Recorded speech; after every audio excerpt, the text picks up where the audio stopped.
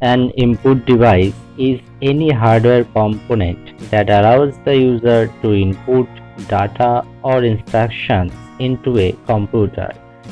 Some common input devices. First of all, keyboard. A device with keys that the user presses to input letters, numbers, and other characters. Mouse. A device that the user moves to control the pointer on the computer screen. Touchpad. Device typically found on laptop computers that allows the user to move the pointer on the screen.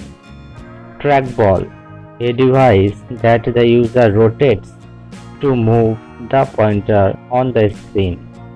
Joystick, a device typically used for gaming and allows the user to control movement or actions.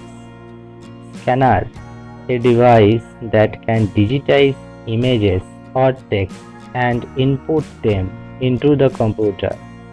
Microphone, a device that can input audio data into the computer.